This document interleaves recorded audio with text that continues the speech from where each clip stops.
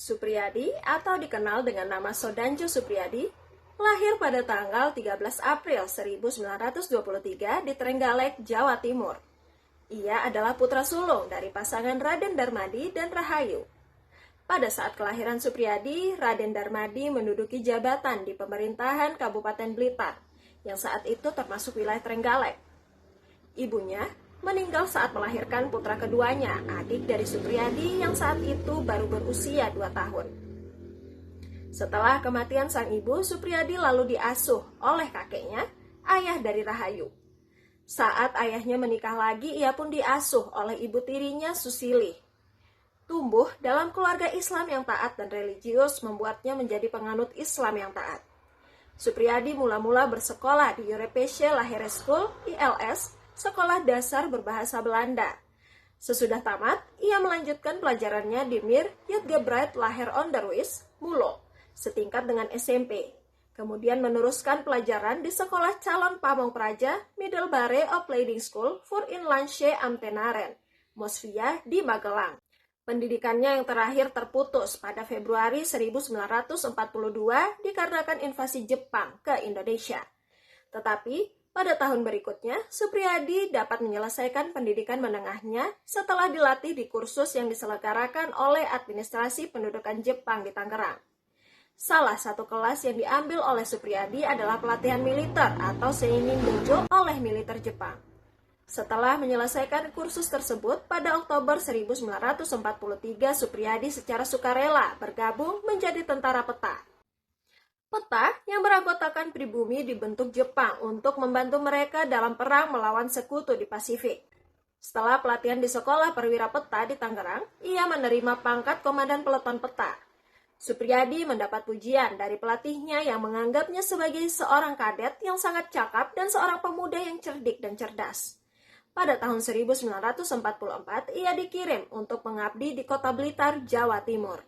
Supriyadi adalah salah satu dari sekian banyak orang yang setia terhadap Jepang sebagai hasil dari keberhasilan propaganda negara tersebut. Namun, begitu melihat nasib tragis yang menimpa para rakyat yang menjadi Romusha, sikap setia Supriyadi terhadap Jepang berubah. Selain dari penderitaan Romusha, perubahan radikal dalam pandangannya juga disebabkan oleh banyaknya kasus pemaksaan gadis-gadis Jawa untuk menjadi yanfu, yaitu pelacur di tempat-tempat hiburan tentara Jepang, serta pelakuan menghina yang dialami oleh para pejuang peta oleh militer Jepang. Umpamanya, para perwira milisi terlepas dari pangkatnya wajib memberi hormat kepada sersan dan bintara Jepang. Lebih dari itu, mereka bersama dengan orang biasa dapat dicambuk di depan umum bahkan untuk pelanggaran kecil. Hal mana sangat memalukan bagi orang-orang dari keluarga bangsawan Jawa, yang selain Supriyadi sendiri termasuk banyak perwira batalion Blitar. Menurut ibu tiri Supriyadi, jerami terakhir yang akhirnya mengubah pandangan Supriyadi tentang pendudukan Jepang adalah pengiriman ayahnya, Raden Darmadi, ke kursus pelatihan ulang untuk pegawai administrasi sipil. Kelas-kelas di kursus ternyata sangat melelahkan, dan sikap orang Jepang terhadap karyawan Indonesia sangat keras dan sombong.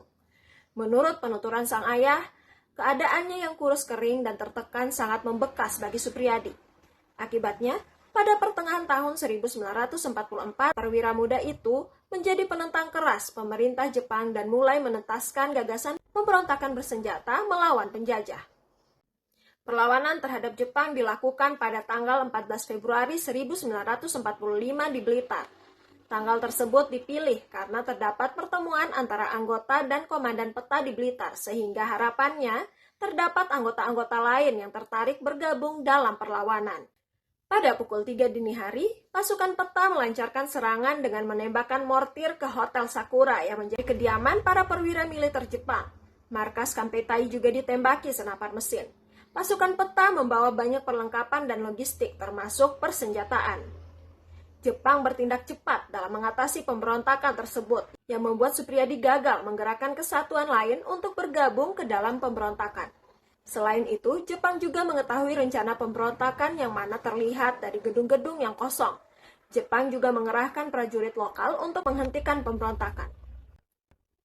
Mengingat Supriyadi memerintahkan untuk hanya membunuh prajurit Jepang, langkah Jepang tersebut berhasil menghambat pergerakan Supriyadi dan pengikutnya.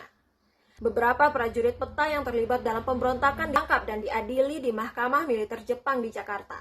Dari 68 orang yang diadili, ada yang dihukum seumur hidup dan ada yang dihukum mati. Beberapa yang dipidana mati adalah Dr. Ismail, Muradi, Halir Mangkudijoyo, Sunanto, dan Sudarmo. Dari yang terhukum tersebut tidak ada nama Supriyadi.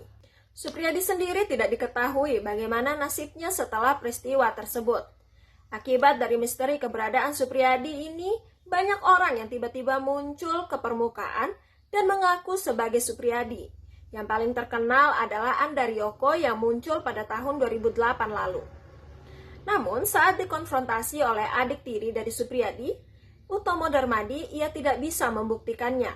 Menurut pihak keluarga, Supriyadi telah wafat dibunuh Jepang saat pemberontakan tersebut berlangsung. Bagi keluarganya, Supriyadi adalah sosok yang tidak akan pernah luntur perjuangannya.